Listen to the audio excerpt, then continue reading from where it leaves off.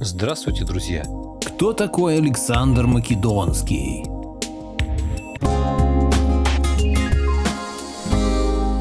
Благодарю всех, кто подписался на мой канал и смотрит мои видео. Ссылка на статью в описании. Здравствуйте, уважаемые слушатели! Сегодня мы с вами узнаем, кто такой Александр Македонский.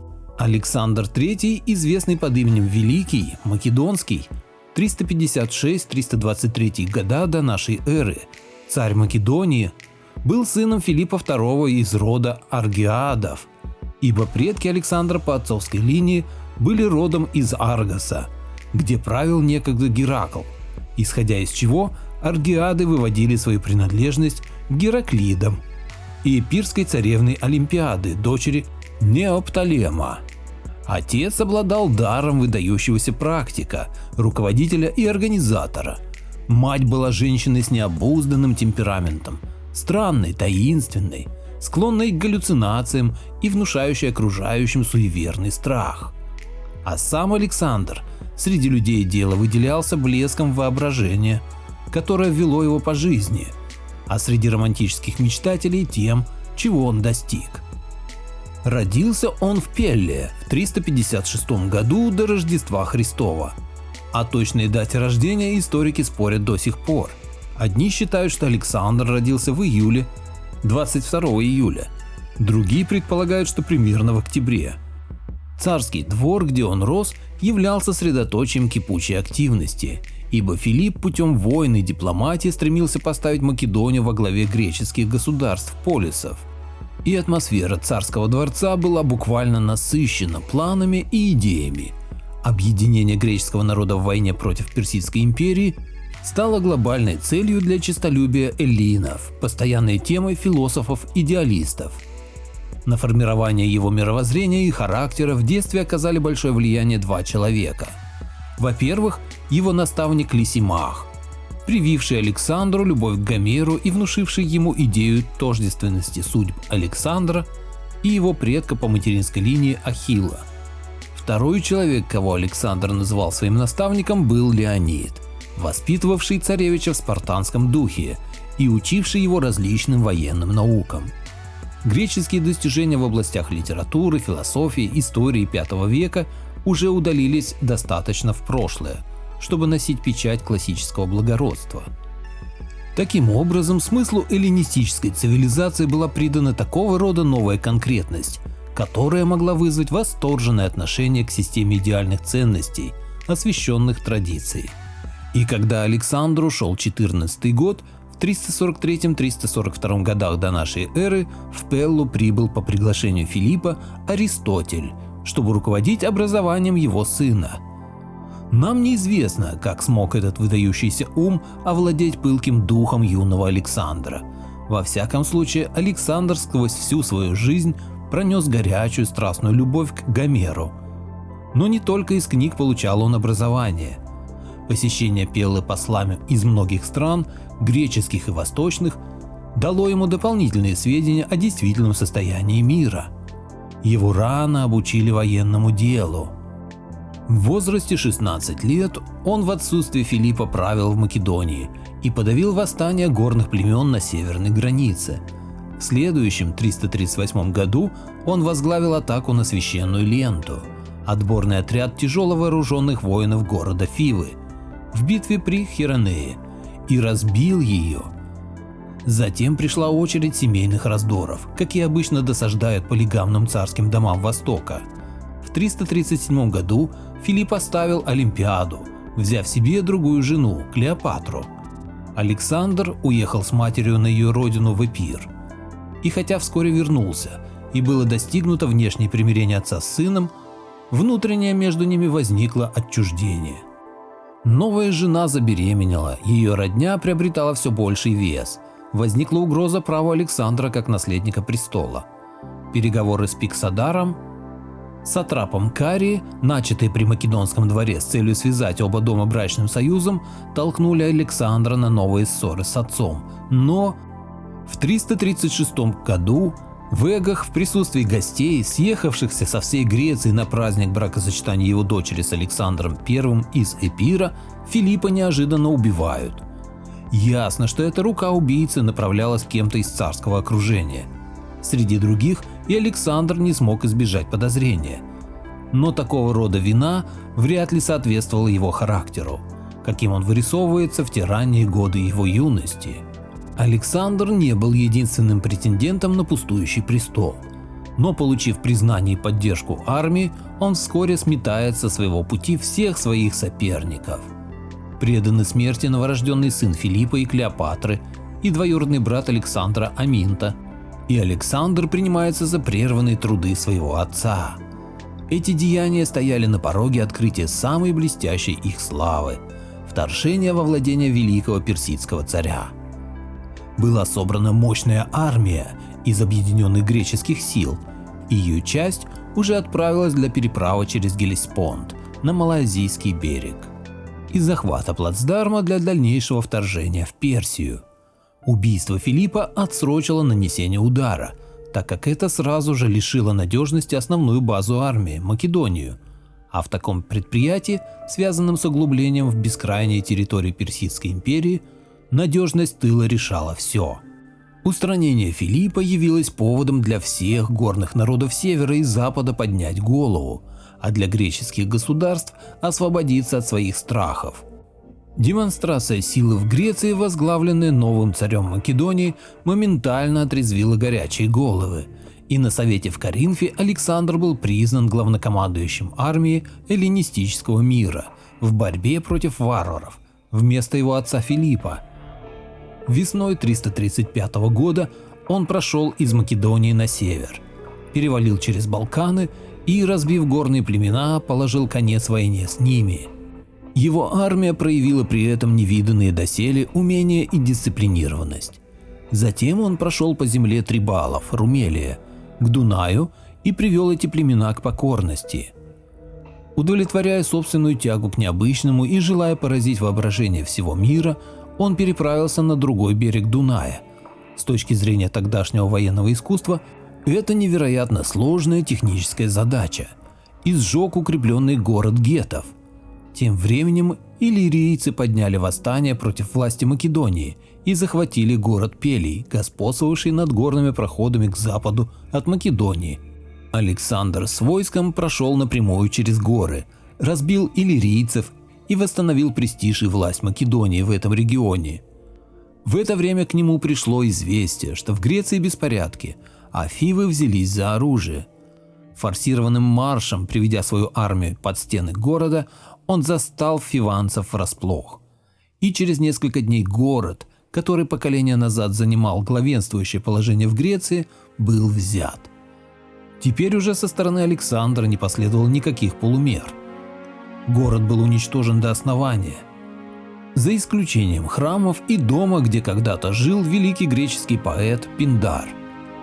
Теперь можно было верить и надеяться, что какое-то время ошеломленные греки не доставят беспокойства македонскому царю. Возобновилась деятельность Всегреческого Панеллинского союза, который все еще игнорировала Спарта против варваров. К Афинам, хотя, как известно, власть Македонии была им не по душе, и они частенько стояли за спиной многочисленных Александровых неприятностей, Александр относился с неизменно большим почтением.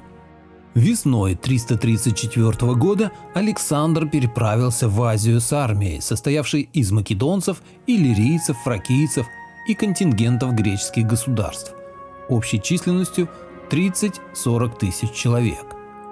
Местом сосредоточения армии стал город Абидос на Геллеспонте. Сам Александр, переправившись, сначала посетил место, где стояла древняя Троя, и там принес жертвы Афине Илионской, взяв себе щит, который по преданию принадлежал Ахиллу, и оставил приношение великим мертвецам гомеровских сказаний. Это красноречиво свидетельствует о том, что в душе молодого царя все это предприятие представлялось в поэтическом блеске, что люди впоследствии оценят по-разному, в соответствии с тем, какую роль они отводят воображению в делах человека. Чтобы встретить захватчика, у великого персидского царя в Малой Азии имелась армия, ненамного превышающая армию Александра, собранная под командованием сатрапов западных провинций у города Зелеи. Под их началом находился также отряд греческих наемников, воинов-профессионалов, а они представляли куда более серьезную угрозу армии македонского царя, нежели остальные силы персов. Связь с Македонией, то есть со своей базой, у Александра могла осуществляться только через узкое место Геллеспонта, и он, удаляясь от него, рисковал быть начисто отрезанным от своего тыла, своих резервов. Для персидских военачальников разумной была бы стратегия заманивания греческой армии за собой вглубь страны, избегая до поры прямого столкновения, на чем настаивал командир греческих наемников Родосис Менемнон. Кодекс чести персидской знати или неприятие всерьез противника не позволил персам принять эту стратегию, и Александр застал их поджидающими его армию на берегу реки Граник. Это был в основном конный бой, в котором общий кодекс чести заставил македонцев и персов завязать рукопашную схватку. И в конце дня остатки персидской армии спаслись бегством, оставляя захватчику открытыми большие дороги Малой Азии. Теперь Александр мог осуществить первую часть принадлежащего ему как главнокомандующего эллинов плана освобождения греческих городов Малой Азии, чего так долго публично требовали энтузиасты панэллизма. Александр двинулся к старой лидийской столице Сарды, резиденции персидского наместника по эту сторону Тавра, и сильный город сдался без боя. После этого во всех греческих городах Эолии и Ионии пали дружественные Персии правительства олигархов и тиранов, и были установлены демократические порядки под надзором командиров отрядов македонского царя. Только там, где города защищались гарнизонами, состоящими на службе у Персии, и укомплектовывались в основном греческими наемниками, освободитель мог ожидать вероятность сопротивления. На самом же деле из Эфеса гарнизон бежал, лишь узнав о поражении на Гранике. Правда, Милет пришлось осаждать. Персидский флот напрасно пытался снять с города осаду, и Милет не мог долго устоять против штурмующей армии македонцев. Только в Галикарнасе Александр впервые встретился с упорным сопротивлением, куда Мемнон с сатрапом Карии собрали все наземные силы, еще остававшиеся у Персии на западе. С наступлением зимы Александр захватил сам город, но две его укрепленные цитадели еще долго выдерживали осаду. Тем временем македонский царь ясно давал понять, что он пришел сюда не просто чтобы отомстить персам, не просто чтобы вести карательную войну, а чтобы стать царем Персии. В завоеванной провинции он назначал македонских наместников, а в Карии вернул власть княжне местной династии Аде, которая приняла его как сына. Зимой, пока Парменион, его заместитель на посту главнокомандующего, продвигался по центральному плато, подчиняя провинцию Фригия, Александр прошел берегом моря, где ему сдались ликийцы и поклялись в верности греческие города прибрежной Памфилии. Горы в глубине материка были местом обитания воинствующих племен, которые персидские власти так и не смогли себе подчинить. Для их завоевания у Александра не было времени, но он штурмом взял некоторые из их крепостей, чтобы держать их под контролем, и прошел по всей их территории, после чего свернул на север от Памфилии вглубь материка. Весной 333 года он прошел прибрежной дорогой в Пергу, миновав утесы гор Клаймакс, благодаря своевременной перемене ветра. Падение уровня моря во время этого перехода, вследствие чего Александр и смог пройти этой дорогой, было истолковано льстецами Александра, включая историка Калисфена, как знак божественной милости. Миновав Пергу, он пришел в Гордий, фригийский город, где разрешил знаменитую задачу с Гордиевым узлом, который мог быть развязан только будущим правителем Азии.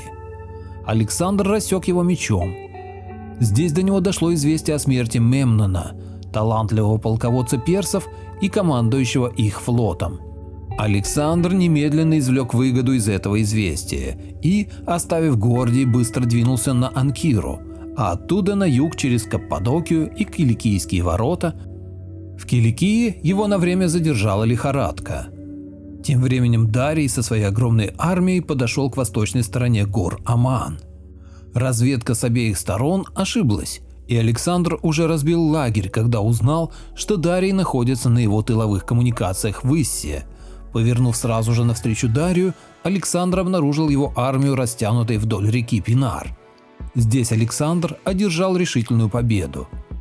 Персы были разгромлены, Дарий бежал, оставив свою семью в руках Александра.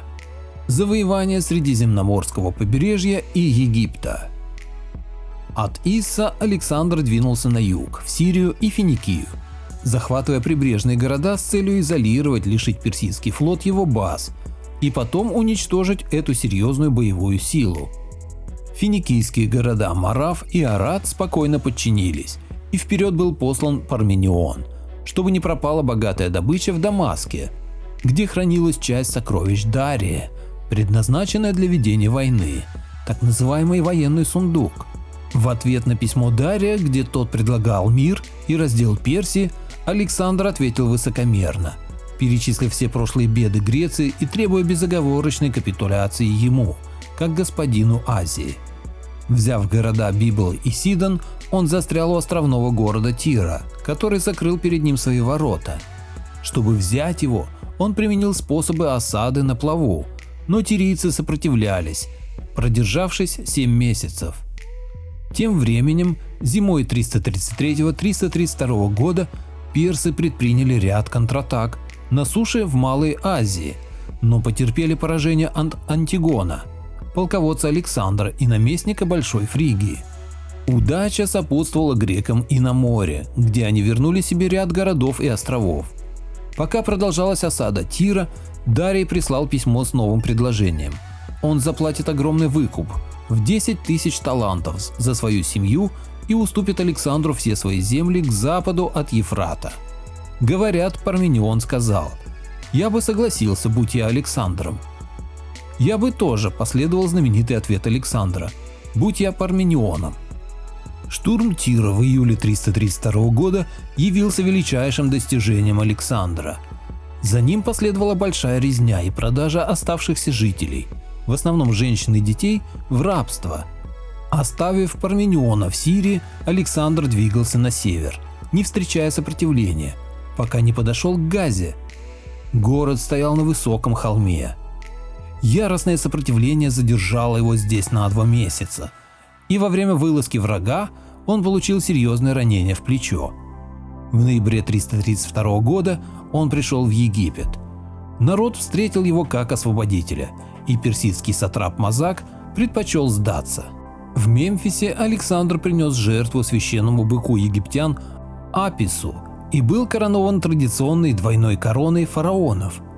В результате местные жрецы были умиротворены, а их религия получила поддержку власти македонского царя.